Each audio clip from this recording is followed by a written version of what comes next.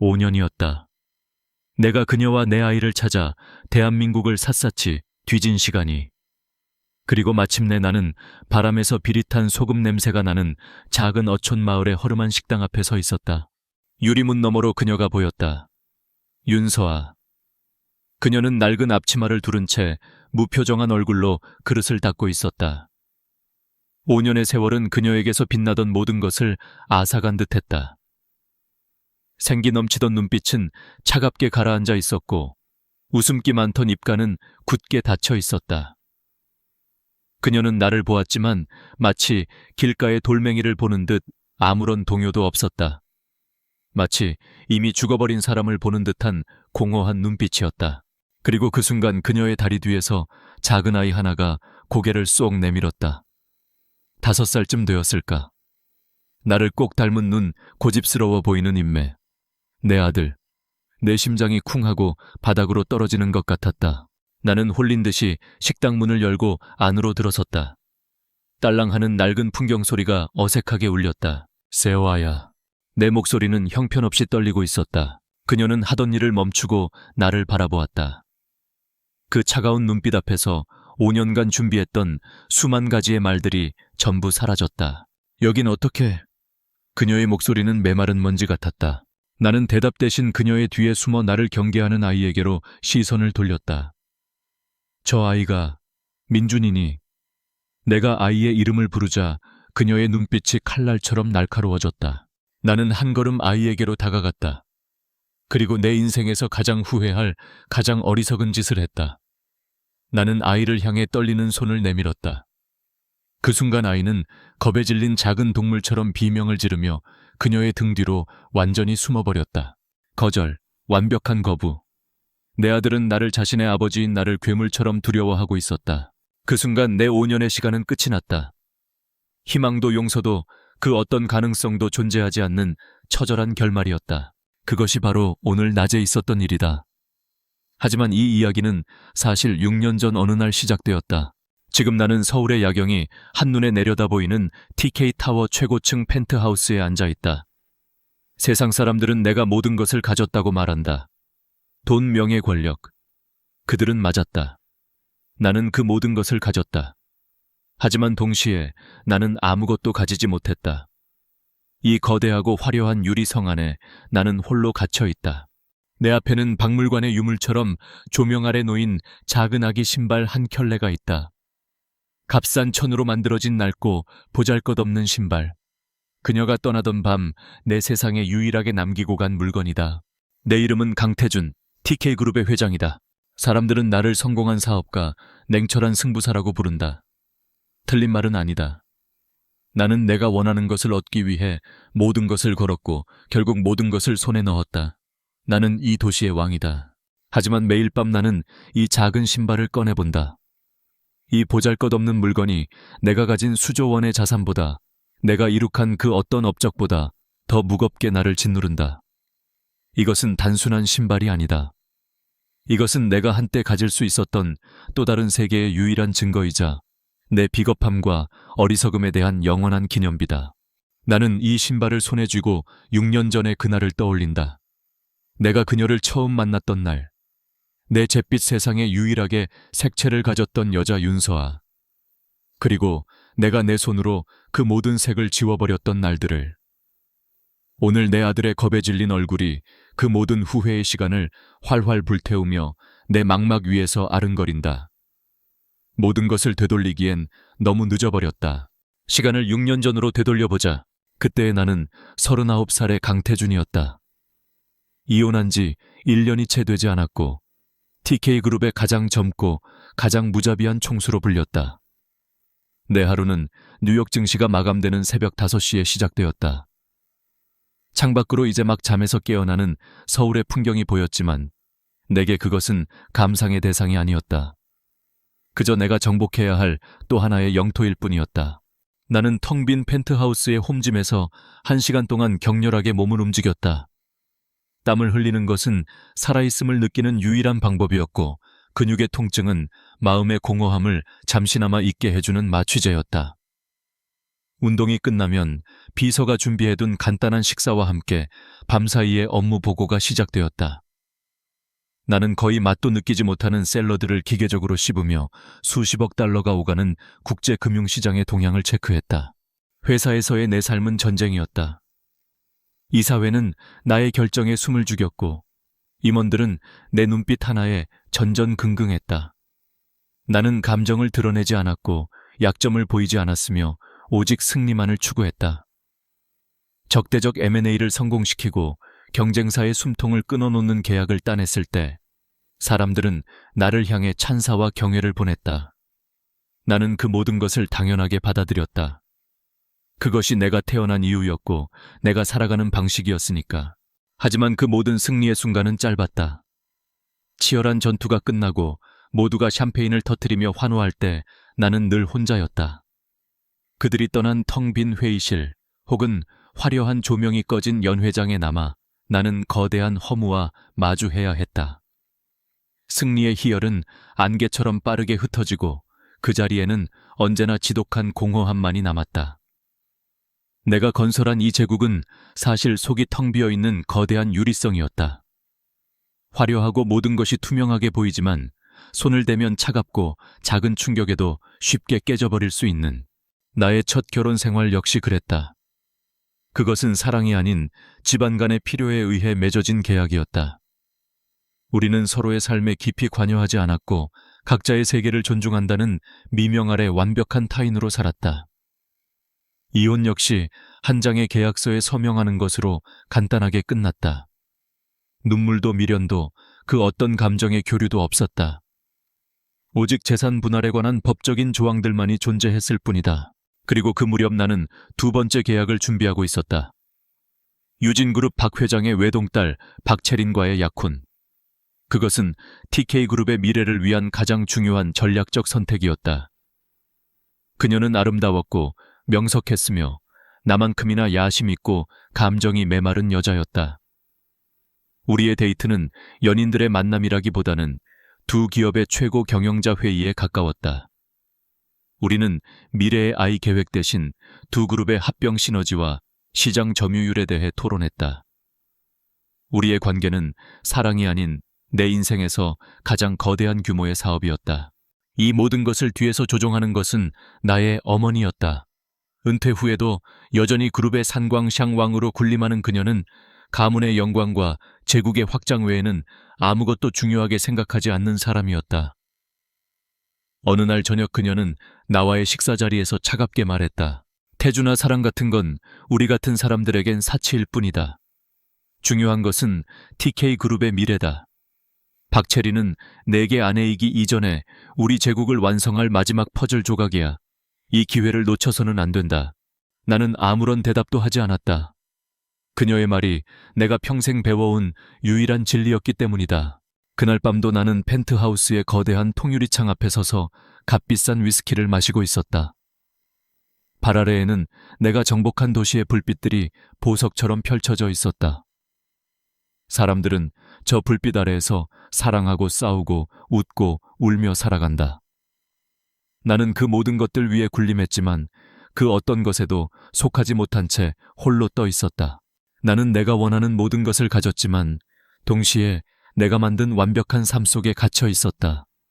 강력했지만 자유롭지 못했다. 숨이 막힐 것 같은 통제와 완벽함, 그리고 그 끝에 찾아오는 지독한 외로움. 그때의 나는 몰랐다. 이 견고한 유리성에 곧 작은 균열이 생길 것이라는 것을. 나의 메마른 세상에는 존재하지 않았던 전혀 다른 종류의 사람이 내 삶에 예고 없이 걸어 들어올 것이라는 것을. 그리고 내가 그 작은 균열을 막는 대신 기꺼이 그 안으로 몸을 던지게 될 것이라는 사실을. 그녀를 처음 만난 것은 TK그룹이 후원하는 한 신진작가 갤러리의 개관식 날이었다. 그날 나는 약혼 여인 박채린과 함께 행사장의 주인공으로 서 있었다. 내 주위에는 나의 환심을 사려는 사람들, 나와의 인연을 과시하려는 사람들로 인산인해를 이루었다.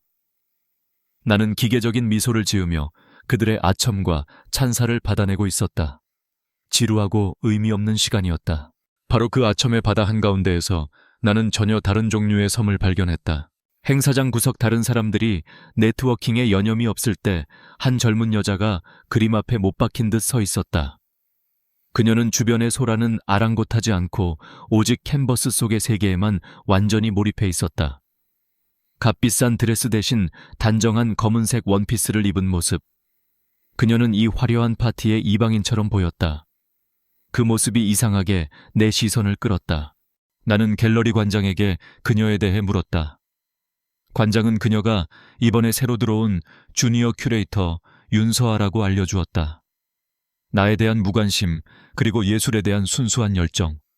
그것은 내게 아주 낯선 것이었고, 그래서 흥미로웠다. 그 후로 나는 몇 번 일정을 핑계로 갤러리를 찾았다. 우리의 만남은 짧고 지극히 사무적이었다. 나는 그림에 대해 물었고, 그녀는 자신의 지식을 바탕으로 막힘없이 설명했다. 그녀의 설명에는 아첨이나 과장이 없었다. 그녀는 그림의 후원자가 아닌 그림 그 자체에 대해서만 이야기했다.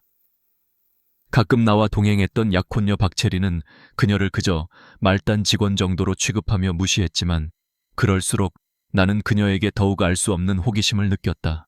그리고 운명의 그날 밤이 찾아왔다. 그날 나는 거대한 계약을 하나 성사시켰다. 하지만 그 과정은 피를 말리는 전쟁과도 같았다. 나는 육체적으로나 정신적으로나 완전히 탈진한 상태였다. 퇴근 후 나는 조용한 위로가 필요했다. 그래서 나는 아무도 없는 갤러리로 향했다. 회장이라는 직함은 닫힌 갤러리의 문을 열기에 충분한 열쇠였다. 고요한 그림들 사이에 서 있자 비로소 숨통이 트이는 것 같았다. 나는 가장 마음에 들었던 그림 작은 달이 그려진 푸른 밤의 풍경화 앞에 섰다. 바로 그녀 윤서아가 오랫동안 바라보고 있던 그 그림이었다. 그림을 보고 있는데 며칠간 쌓였던 피로가 한꺼번에 나를 덮쳐왔다. 세상이 빙글 돌았고 나는 그대로 정신을 잃었다. 얼마나 지났을까? 눈을 떴을 때 나는 갤러리 안쪽 작은 사무실의 낡은 소파에 누워 있었다. 누군가 내 몸 위에 담요를 덮어주었다. 희미한 스탠드 불빛 아래 윤서아가 의자에 앉아 조용히 책을 읽고 있었다. 내가 깨어난 것을 보자 그녀는 놀라며 다가왔다. 그녀는 늦게까지 남아서 일을 하다가 쓰러진 나를 발견했다고 했다. 언론에 알려질 것이 두려워 119를 부르는 대신 조용히 내 곁을 지키고 있었다고. 괜찮으십니까, 회장님? 그녀는 내게 따뜻한 차 한 잔을 건네주었다. 그 순간 나는 아주 오랫동안 잊고 있던 감정을 느꼈다. 어떤 의도도 계산도 없는 순수한 인간적인 친절. 그녀는 내 비서도 가족도 아니었다. 하지만 그녀는 내게서 회장이라는 직함을 걷어내고 그저 지쳐 쓰러진 한 인간으로 나를 대해주고 있었다. 우리는 이야기를 나누었다. 깊은 밤, 우리는 더 이상 회장과 큐레이터가 아니었다. 그녀는 예술과 함께하는 자신의 꿈에 대해 이야기했고, 나는 나도 모르게 내 삶의 공허함과 피로의 한 조각을 그녀에게 털어놓고 있었다. 그녀의 조용한 공감은 그 어떤 명약보다도 더 깊은 위로가 되었다. 동이 트기 시작할 무렵 나는 갤러리가 문을 열기 전에 떠나야 했다. 자리에서 일어나 떠나기 전 나는 충동적으로 그녀의 뺨을 가볍게 감쌌다. 그것은 고마움의 표시였고 동시에 그 이상의 의미를 담은 손길이었다. 공기는 말로 표현할 수 없는 새로운 친밀감으로 가득 찼다. 고맙소, 세화 씨. 그녀는 놀란 듯 커다란 눈으로 나를 올려다볼 뿐이었다. 나는 갤러리를 빠져나왔다. 하지만 이미 연결은 이루어졌다. 그 다음 날 나는 공식적인 비서를 통하지 않고 나의 개인 휴대전화로 그녀에게 문자를 보냈다. 갤러리 밖에서 다시 만날 수 있겠소. 그녀의 망설임이 담긴 답장이 오기까지는 오랜 시간이 걸리지 않았다. 네. 그 한 글자의 대답과 함께 모든 것이 시작되었다. 나의 위험한 탈출, 나의 이기적인 위안, 그리고 훗날 내 인생을 송두리째 무너뜨릴 비극의 씨앗이 바로 그날 밤 우리 둘 사이에 조용히 심어지고 있었다. 나는 다가올 파국을 애써 외면하며 몇 년 만에 처음으로 느껴보는 설렘과 생동감에 기꺼이 취해 들어갔다. 우리의 첫 데이트는 세상의 그 어떤 연인과도 달랐다. 나는 그녀에게 장소를 정해달라고 했고 그녀는 나를 화려한 레스토랑이 아닌 동네의 허름한 국수 가게로 데려갔다. 낡은 테이블과 시끄러운 손님들. 내가 평생 발 들여본 적 없는 종류의 장소였다. 나는 그곳에서 처음으로 사람들의 시선을 의식하지 않고 음식을 먹는 법을 배웠다. 그 후로 나는 그녀의 세계로 조금씩 스며들어갔다. 그녀의 세계는 서울의 오래된 동네 언덕 위에 위치한 작은 옥탑방이었다. TK그룹의 회장인 내 펜트하우스 화장실보다도 작았을 그 공간. 그곳은 책과 물감 캔버스로 어지러웠지만 이상하게도 나의 거대한 유리성에는 없는 따뜻함과 사람 사는 냄새로 가득 차 있었다. 그녀의 옥탑방 창문으로는 화려한 도시의 스카이라인 대신 다른 집들의 옥상과 빨랫줄, 그리고 평범한 사람들의 삶이 보였다. 그곳은 우리의 유일한 성격이 되었다. 우리의 비밀스러운 만남은 언제나 그 옥탑방에서 이루어졌다. 우리는 돈으로 살 수 없는 아주 사소하고 평범한 것들을 함께 했다. 그녀는 내게 라면을 맛있게 끓이는 법을 가르쳐 주었고, 우리는 작은 주방에서 서투르게 김치찌개를 끓여 먹으며 웃었다. 늦은 밤 마스크와 모자로 얼굴을 가린 채 아무도 없는 공원을 산책했고 헌책방에서 서로에게 어울리는 시집을 골라주기도 했다. 그녀와 함께 있을 때 나는 비로소 무거운 갑옷을 벗어던질 수 있었다. 나는 더 이상 강태준 회장이 아니었다. 그저 지친 어깨를 기댈 곳이 필요한 남자 태준 씨가 될 수 있었다. 나는 누구에게도 말할 수 없었던 내 삶의 압박감과 공허함을 그녀에게 털어놓았다. 그녀는 나를 판단하지 않았고 해결책을 제시하려 하지도 않았다. 그저 조용히 내 이야기를 들어주며 따뜻한 눈빛으로 나를 바라볼 뿐이었다. 그녀의 존재 자체가 내게는 유일한 해독제였고 중독적인 안식처였다. 하지만 그 달콤한 안식의 이면에는 추악한 기만과 배신이 자리 잡고 있었다. 나는 두 개의 세계를 위태롭게 오가는 광대였다. 어느 날 저녁 나는 그녀의 옥탑방에서 함께 저녁을 먹고 있었다. 그녀가 끓여준 된장찌개 냄새와 그녀의 부드러운 웃음소리가 방 안을 채우고 있었다. 나는 그 순간 아주 잠시나마 행복이라는 감정을 느꼈다. 하지만 바로 다음 날 나는 약혼 여인 박채린과 그녀의 가족들과 함께 최고급 한정식집에서 저녁 식사를 했다. 차가운 분위기 속에서 우리 그룹과 유진 그룹의 합병 후 지분 구조와 이사회 구성에 대한 이야기가 오갔다. 채린의 아버지가 어젯밤에는 뭘 했냐고 무심코 물었을 때 나는 눈 하나 깜짝하지 않고 거짓말을 했다. 중요한 해외 파트너와 미팅이 있었습니다. 그 순간 내 혀끝에서 느껴지는 것은 값비싼 음식이 아니라 어젯밤 그녀가 끓여준 된장찌개의 따뜻한 맛이었다. 날카로운 죄책감이 심장을 찔렀지만 나는 곧바로 그것을 억눌렀다. 이건 어쩔 수 없는 일이야. 이건 단지 살아남기 위한 방법일 뿐이야. 들키지만 않으면 누구도 상처받지 않아. 나는 스스로를 그렇게 합리화하며 나의 두 세계를 완벽하게 분리시켰다.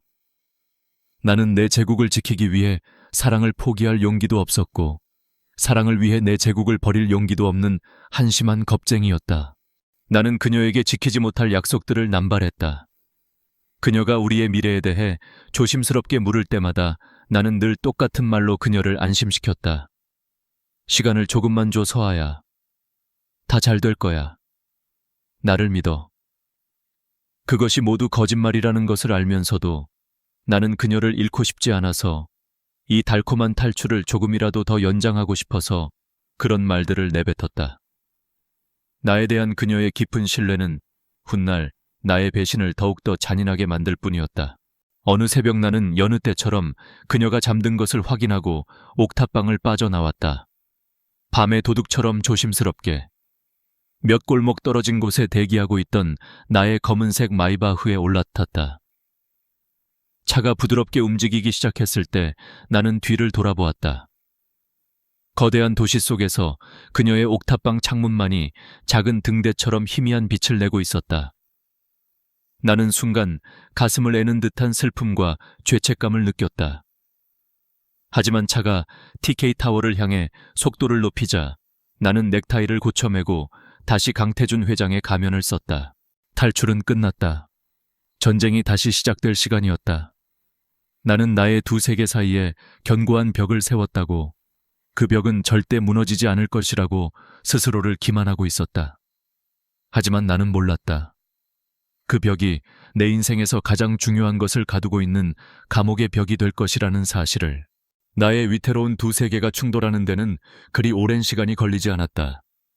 그 충돌의 시작은 세상에서 가장 축복받아야 할 소식이었다. 그날도 나는 그녀의 옥탑방에 있었다. 창밖에는 비가 내리고 있었다.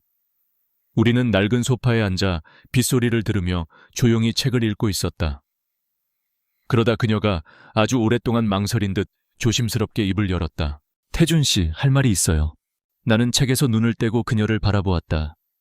그녀의 얼굴은 창백했고 손은 미세하게 떨리고 있었다. 나 임신했어요. 그 한마디가 방 안의 모든 공기를 얼어붙게 만들었다. 빗소리마저 들리지 않았다.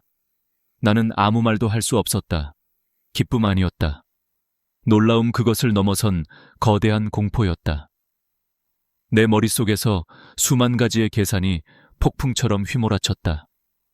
박채린과의 약혼, 유진그룹과의 합병, 어머니의 차가운 얼굴, 그리고 이 모든 것을 한순간에 무너뜨릴 수 있는 이 작은 생명의 존재. 내 침묵이 길어지자 그녀의 얼굴에서 희미한 희망의 빛이 서서히 꺼져가는 것이 보였다. 나는 그제야 정신을 차리고 본능적으로 그녀를 끌어안았다. 그리고 또다시 비겁한 거짓말을 내뱉었다. 걱정하지 마, 서아야. 내가 다 책임질게. 하지만 내 목소리는 나 자신조차 믿을 수 없을 만큼 공허하게 울렸다. 그날 이후 나는 그녀를 피하기 시작했다. 회사 일이 바쁘다는 핑계로 해외 출장이 잡혔다는 거짓말로 나는 우리의 성격이었던 옥탑방에 발길을 끊었다. 나는 혼자만의 시간이 필요했다. 이 끔찍한 문제를 해결할 방법을 찾아야 했다. 하지만 내가 내린 결론은 언제나 똑같았다. 나는 내 제국을 포기할 수 없었다. 그리고 결국 내가 가장 두려워했던 일이 벌어졌다. 나의 어머니가 모든 것을 알게 된 것이다. 어떻게 알게 되었는지는 중요하지 않았다. 그녀의 정보망은 언제나 내 상상을 초월했으니까. 어느 날 저녁 어머니는 나를 자신의 서재로 불렀다. 그녀는 아무런 감정도 없는 얼굴로 내게 말했다. 그 여자 처리했다. 안내, 임신했다더구나. 그래서 직접 만났다. 아이를 지우고 네 인생에서 영원히 사라지는 조건으로 돈을 주었어. 네가 해결하지 못하는 문제는 언제나처럼 내가 해결해야지. 나는 심장이 멎는 것 같았다. 어머니, 어떻게 그런 짓을... 어머니는 나를 차갑게 쏘아보았다. 시끄럽다. 네가 자초한 일이야. 그깟 계집애 하나 때문에 우리가 평생을 바쳐 이룬 모든 것을 망칠 셈이었나. 정신 차려, 강태준. 너는 이제 곧 박채린과 결혼해서 이 나라 경제를 움직일 사람이 될 거야. 과거의 실수는 깨끗이 잊어버려. 나는 아무 말도 할 수 없었다. 어머니의 말에 반박할 수가 없었다. 왜냐하면 그 모든 과정 속에서 나의 침묵이 있었기 때문이다. 나는 어머니가 그녀를 만날 것이라는 것을 어렴풋이 짐작하고 있었다. 나는 막을 수 있었다. 하지만 막지 않았다. 나는 이 더러운 해결책을 내 손에 피를 묻히지 않고 문제가 해결되기를 마음속 깊은 곳에서 바라고 있었던 것이다. 나의 침묵은 가장 잔인한 형태의 동의였다. 나는 미친 듯이 차를 몰아 그녀의 옥탑방으로 향했다. 하지만 이미 늦어 있었다. 방은 텅 비어 있었다. 그녀의 온기는 사라지고 차가운 공기만이 남아 있었다. 마치 처음부터 아무도 살지 않았던 것처럼 그녀는 자신의 모든 흔적을 지우고 떠나버렸다. 단 한 가지를 제외하고 방 한가운데 낡은 테이블 위에는 작은 상자 하나가 놓여 있었다. 상자를 열자 그 안에는 하얀 아기 신발 한 켤레와 짧은 편지 한 장이 들어 있었다. 태준 씨에게, 이 아이는 당신의 아이이기 이전에 나의 아이입니다. 나는 내 아이를 돈과 바꾸지 않을 겁니다. 그리고 내 아이를 당신처럼 비겁한 아버지 밑에서 자라게 하지도 않을 겁니다. 우리를 찾지 마세요. 이제 당신의 세계와 나의 세계는 아무런 관련이 없습니다. 부디 당신의 왕국에서 행복하시길. 편지 옆에는 갈기갈기 찢어진 수표 한 장이 놓여 있었다. 어머니가 그녀에게 주었을 그 돈. 그녀는 나의 마지막 자존심과 사랑을 그렇게 찢어발겨버리고 떠난 것이었다. 나는 그 자리에 주저앉았다. 아기 신발을 손에 쥔 채 소리내어 울 수도 없었다. 나는 내 손으로 내 사랑과 내 아이와 내 인생에 유일했던 구원을 모두 내쫓아버렸다. 나는 승리자가 아니었다. 나는 모든 것을 잃어버린 세상에서 가장 어리석고 비참한 패배자였다. 그녀가 떠나고 석 달 후 나는 박채린과 결혼했다. 세상은 우리의 결혼을 세기의 결합이라 불렀다. 대한민국을 움직이는 두 거대 그룹 TK와 유진의 만남. 결혼식은 그 이름에 걸맞게 하나의 거대한 스펙터클이었다. 수천 명의 하객 쉴 새 없이 터지는 카메라 플래시, 정재계의 거물들이 모두 모여 우리의 미래를 축복했다. 나는 식장의 단상 위에서 내 생애 가장 완벽한 연기를 펼쳤다. 카메라를 향해 미소를 지었고 신부의 손을 다정하게 잡았으며 하객들의 축복에 감사 인사를 전했다. 내 옆에 선 어머니는 승리자의 미소를 짓고 있었다. 나는 아들로서 그리고 후계자로서의 임무를 완수했다. 우리 가문의 제국은 이제 그 누구도 넘볼 수 없는 난공불락의 요새가 될 터였다. 하지만 그 모든 환호와 축복 속에서 나는 유령이었다. 내 영혼은 그 자리에 없었다. 신부의 얼굴을 보아도 그녀는 사랑하는 아내가 아닌 냉철한 사업 파트너로만 보였다. 박수 소리는 공허하게 들렸고 샴페인은 쓴 물과도 같았다. 나는 모든 것을 얻었지만 바로 그 순간 내 안의 모든 것이 죽어버렸음을 깨달았다. 승리는 완벽했지만 그만큼 완벽하게 무의미했다. 나의 새로운 결혼 생활은 그 예감대로였다. 채린과 나는 같은 펜트하우스에 살았지만 마치 최고급 호텔 스위트룸을 나눠 쓰는 두 명의 낯선 사람과도 같았다. 우리는 각자의 침실을 썼고 각자의 스케줄에 따라 움직였다. 우리의 대화는 오직 사업과 지켜야 할 사회적 의무, 그리고 대외적인 이미지를 유지하는 것에 관한 것들 뿐이었다. 그곳에는 어떤 친밀함도 온기도 웃음도 없었다. 집은 이전보다 더 차갑고 거대하게 느껴졌다. 체리는 나의 이런 변화를 어렴풋이 눈치챘지만 깊이 파고들려 하지 않았다. 그녀 역시 나만큼이나 야심 있는 여자였고 이 결혼을 통해 얻게 될 것들에만 관심이 있었다. 우리는 서로에게 완벽한 비즈니스 파트너였고 최악의 부부였다. 시간이 흐를수록 죄책감과 후회가 내 영혼을 좀먹기 시작했다. 나는 밤마다 잠을 이룰 수 없었다. 눈을 감으면 상처받은 서아의 얼굴과 그녀가 남기고 간 작은 아기 신발이 나를 괴롭혔다. 나는 무의식적으로 거리의 사람들 속에서 그녀를 찾았고 비슷한 뒷모습만 봐도 심장이 덜컥 내려앉았다.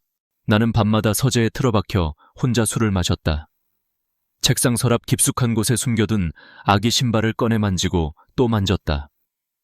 나의 완벽했던 가면은 적어도 나 혼자 있는 밤에는 서서히 균열을 보이기 시작했다. 나는 망가져가고 있었다. 그러던 어느 날 나는 더 이상 견딜 수 없다는 것을 깨달았다.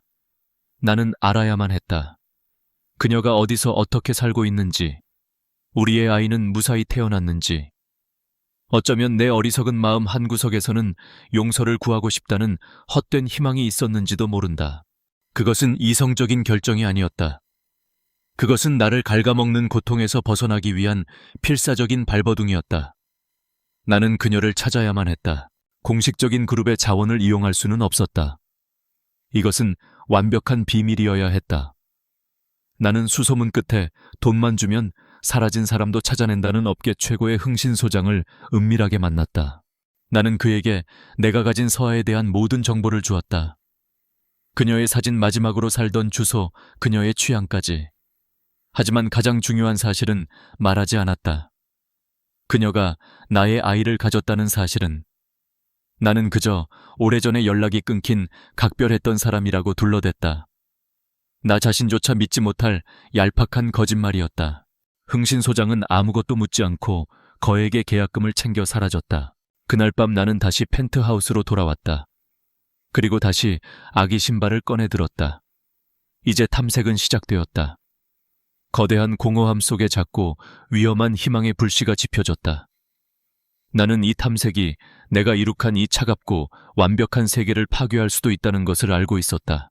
하지만 그녀가 떠난 후 처음으로 나는 돈을 벌고 권력을 유지하는 것 이상의 목적을 갖게 되었다. 그것은 지극히 이기적이고 절박한 목적이었지만 그럼에도 불구하고 나를 움직이게 하는 유일한 힘이었다. 나는 더 이상 유리 제국의 왕이 아니었다. 내가 내버린 삶의 유령을 쫓는 외로운 사냥꾼이었다. 탐색을 시작하고 1년이 지났다. 결과는 없었다. 나는 내 집무실에서 흥신소장의 보고를 받고 있었다. 그는 내 눈치를 살피며 그녀가 얼마나 철저하게 사라졌는지에 대해 설명했다. 은행 계좌, 주민등록번호, 과거의 친구들. 그녀는 자신의 과거와 연결된 모든 끈을 스스로 끊어버린 듯했다. 그녀는 유령이 되었다. 나는 좌절감을 느끼는 동시에 그녀의 그 독한 결심에 기묘한 감탄마저 느꼈다. 나는 그에게 2배의 자금과 인력을 지원하겠다고 했다. 지구 끝까지라도 뒤져서 찾아내라고. 그 후로 2년 그리고 3년의 시간이 더 흘렀다. 나의 탐색은 집착이 되었고 그 집착은 내 모든 것을 빨아들이는 블랙홀이 되었다. 나는 펜트하우스의 방 하나를 개조해 나만의 비밀스러운 작전실을 만들었다. 그 방의 벽에는 대한민국 전도와 그녀의 사진, 그리고 지난 몇 년간의 보고서들이 빼곡히 붙어 있었다. 그 방은 나의 죄책감으로 지어진 신전이었다. 나의 삶은 서서히 망가져갔다. 한때는 칼날 같은 집중력으로 유명했던 나는 회의 시간에 딴 생각에 잠기거나 사소한 일에 불같이 화를 내기 일쑤였다. 이사회에서는 내 불안정한 상태에 대한 우려의 목소리가 나오기 시작했다. 어머니는 내게 무언가 숨기는 것이 있냐며 추궁했지만 나는 매번 짜증으로 응수했다. 내가 모든 것을 걸고 지켜낸 이 제국은 이제 내가 지키려 했던 바로 그 비밀 때문에 방치되고 있었다. 박채린과의 결혼 생활은 완전히 파탄이 났다. 그녀는 어리석은 여자가 아니었다. 나의 잦은 외박과 불안한 감정 기복이 단순히 업무 때문이 아니라는 것을 진작에 눈치채고 있었다.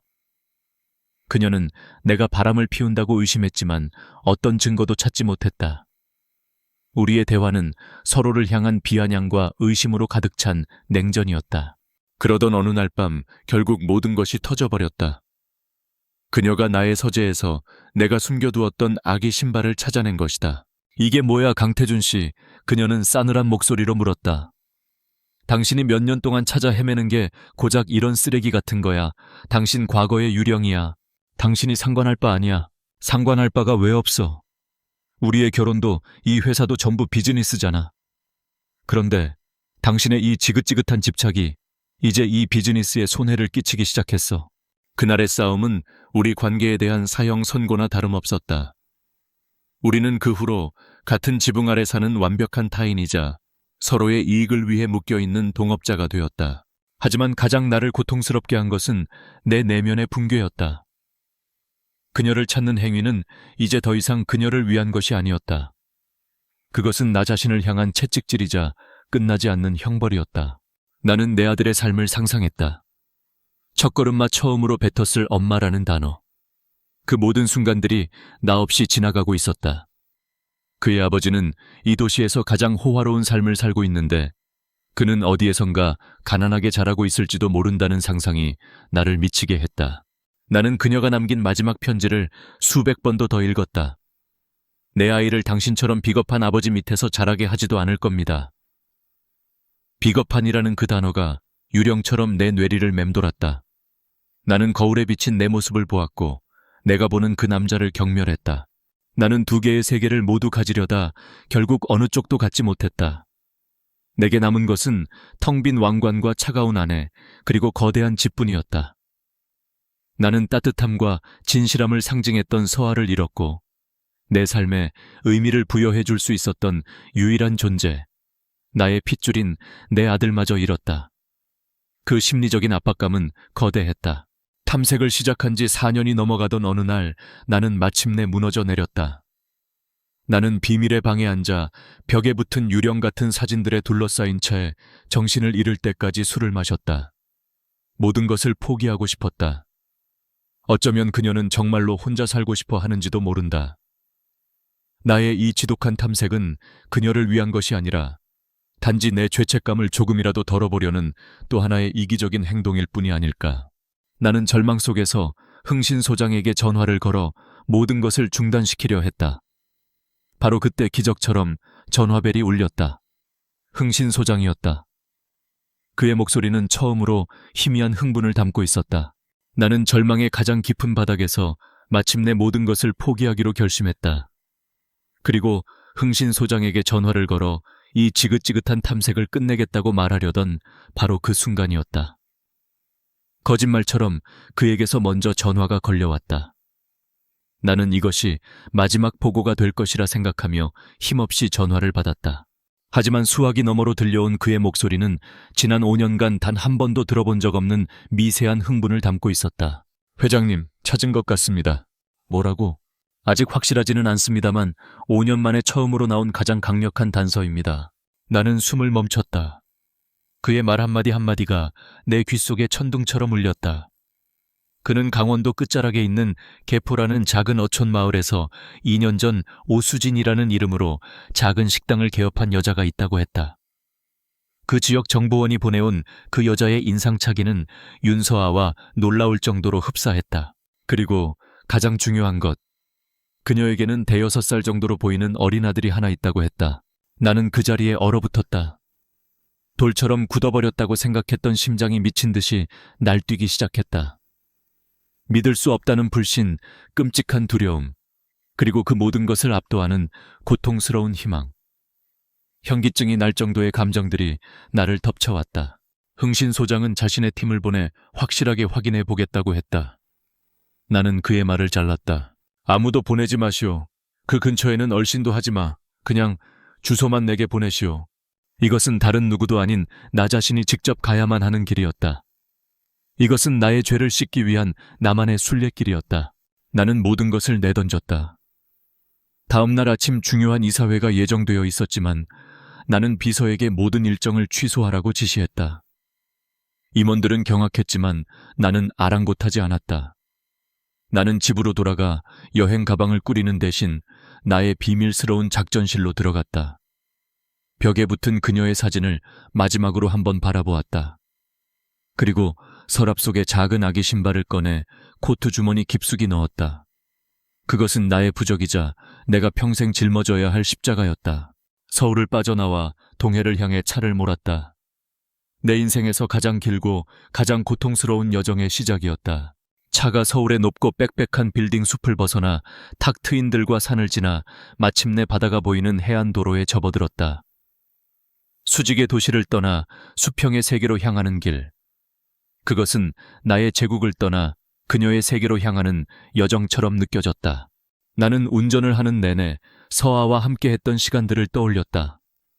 옥탑방에서의 웃음소리, 내가 했던 공허한 약속들, 상처로 얼룩졌던 그녀의 마지막 얼굴, 그리고 그녀의 편지.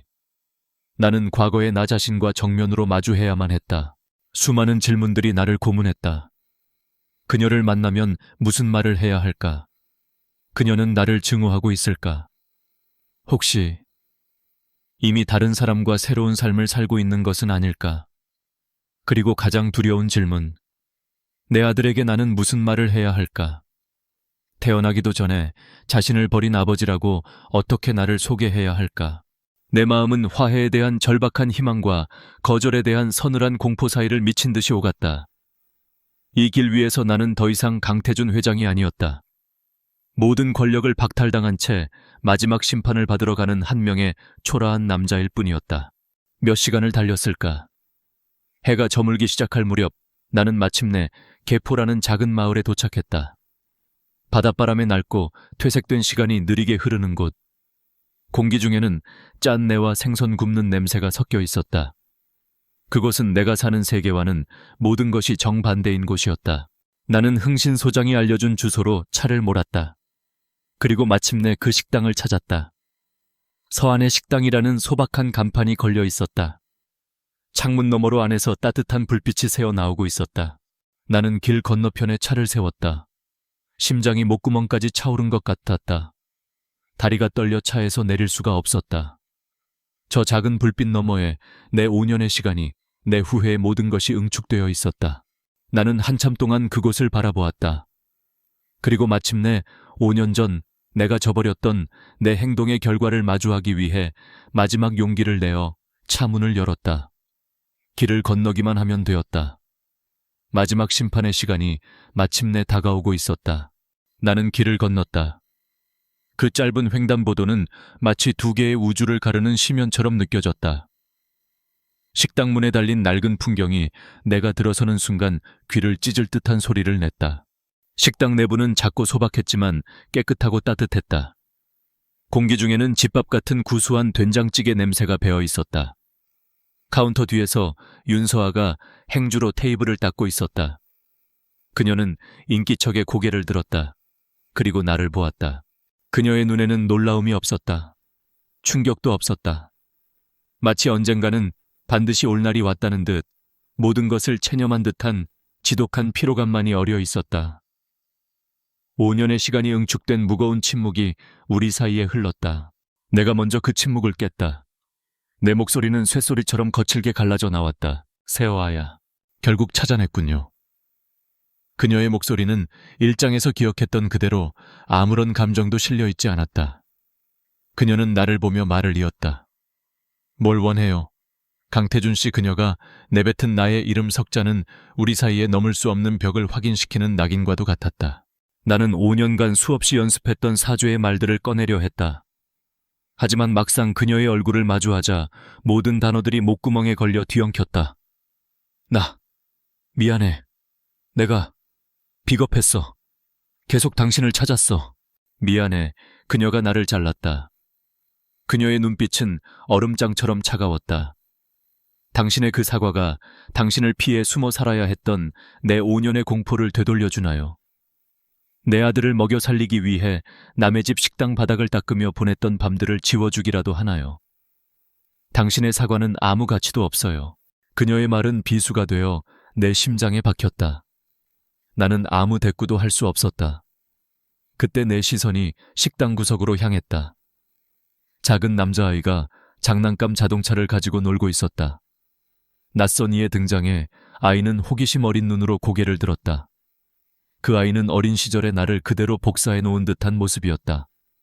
그 모습은 내게 물리적인 충격처럼 다가왔다. 나는 아이를 향해 한 걸음 다가갔다. 저 아이가 민준이니? 내가 다가서자 아이는 겁을 먹고 자리에서 일어나 엄마에게로 달려갔다.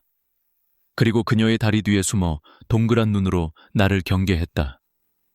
내가 5년간 꿈속에서 그리던 순간. 하지만 현실은 악몽이었다. 나는 떨리는 손을 내밀며 목이 메인 소리로 말했다. 민준아, 아빠가. 그만 그녀의 목소리가 갑자기 날카로워졌다. 감히 그 단어를 입에 담지 마. 당신은 저 아이에게 아무것도 아니야. 5년 전 당신이 모든 걸 포기했을 때 그 권리도 함께 버린 거야. 서아야, 제발 내가 아이 인생의 일부가 되게 해줘. 내가 당신들한테 모든 걸 다 해줄 수 있어. 모든 거. 그녀가 경멸적인 웃음기 없는 웃음을 터뜨렸다. 돈말이군요. 당신의 그 세 개 말인가요? 아이가 처리해야 할 문제가 되는 그런 세상 사양하겠어요. 우리는 아무것도 없지만 평화는 있어요. 당신은 모든 것을 가졌지만 당신이 가져오는 것은 폭풍뿐이야. 제발 그냥 떠나줘요. 그녀는 단호했다. 나는 마지막으로 애원했다. 나 변했어. 모든 걸 후회하고 있어. 후회한다니 다행이네요. 그래야죠. 이제 평생 그렇게 후회하며 살아요. 내가 당신의 선택 때문에 그렇게 살아야 했던 것처럼. 나와 내 아들은 이 작고 평화로운 삶을 지키기 위해 정말 힘들게 노력했어요. 이걸 부수지 말아줘요. 당신의 존재 자체가 우리의 평화를 위협하는 거야. 제발 떠나서 다시는 돌아오지 마요. 그녀의 목소리에는 더 이상 어떤 협상의 여지도 남아있지 않았다. 그녀는 내게서 등을 돌렸다.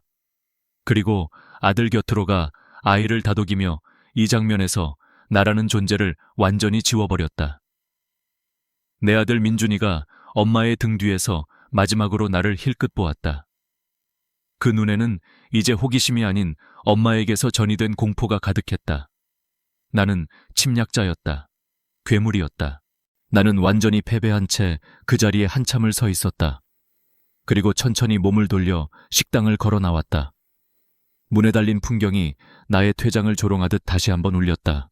재회는 끝났다. 나는 그녀와 내 아들을 찾았다. 그리고 다시 한번 이번에는 영원히 그들을 잃어버렸다.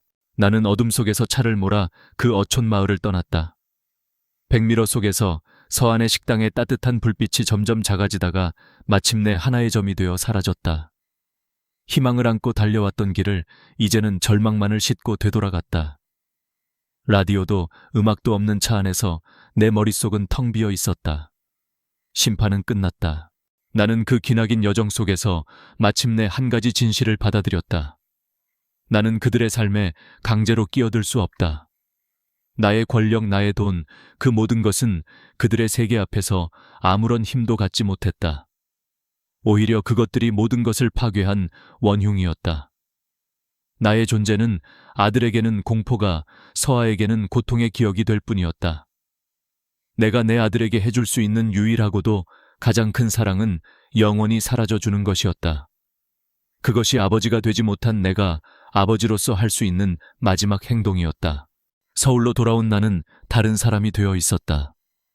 야망의 불은 꺼졌고 눈빛의 도끼는 사라졌다. 나는 그저 조용하고 묵묵하게 내가 해야 할 일들을 처리하기 시작했다. 나는 박채린을 만났다. 더 이상의 다툼은 없었다. 나는 이혼을 요구했고 그녀의 상상을 초월하는 위자료를 제시했다.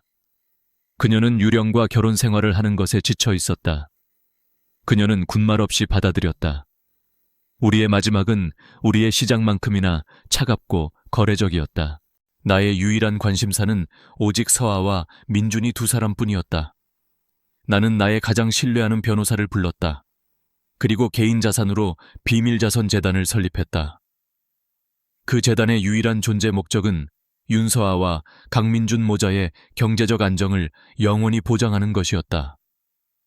민준이가 대학을 졸업할 때까지의 모든 교육비와 서아가 평생 안정적인 생활을 할 수 있는 생활비가 매달 익명으로 그 어떤 출처도 드러나지 않게 전달되도록 시스템을 만들었다. 그것이 내가 아버지가 될 수 있는 유일한 방법이었다. 그림자 속에서 보이지 않는 곳에서 그들의 삶을 지켜주는 유령 아버지가 되는 것. 나는 흥신 소장에게 모든 감시를 중단하라고 지시했다. 그들의 평화는 이제 완벽해야만 했다. 몇 달의 시간이 흘렀다. 나는 다시 이 이야기가 시작되었던 펜트하우스에 홀로 서 있다. 나의 비밀스러웠던 작전실은 해체되었다. 결혼은 끝이 났다. 내 삶은 이제 일과 고독 단 두 가지만으로 압축되었다. 나는 그토록 지키고자 했던 나의 제국을 완벽하게 지켜냈다. 나는 발 아래의 보석처럼 펼쳐진 도시의 야경을 내려다보았다. 저 도시의 불빛 너머 동해의 작은 마을에서 내 아들은 지금쯤 무럭무럭 자라고 있을 것이다. 엄마와 함께 웃고 낚시를 배우고 친구들과 뛰어놀고 있을 것이다. 내가 오직 상상 속에서만 볼 수 있는 삶. 나는 나를 파괴했던 강인한 여자 윤서아를 생각했다.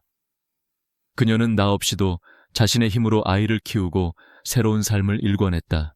내게는 선택의 기회가 있었다. 구수한 된장찌개 냄새가 나는 옥탑방과 값비싼 위스키 향만 가득한 펜트하우스. 내 손을 잡는 작은 손과 주식 증서. 나는 왕관을 택했다. 그리고 나의 형벌은 극적인 몰락이나 파산이 아니었다. 나의 제국은 여전히 건재하고 사람들은 여전히 나를 강태준 회장이라 부르며 두려워한다. 나의 형벌은 훨씬 더 잔인하고 영원하다. 이 모든 것을 가진 채 이 화려한 유리 감옥 속에서 홀로 늙어가는 것. 세상에서 가장 중요한 단 한 가지를 영원히 가질 수 없다는 것을 매일같이 확인하며 살아가는 것. 나는 서랍 속의 작은 아기 신발을 꺼내 들었다. 내가 가질 수 있었던 삶의 유일한 물리적 증거. 나는 광대한 제국의 왕이자 사랑을 구걸하는 거지이다. 그리고 이것은 나의 선택에 대한 영원히 끝나지 않을 나만의 형벌이다.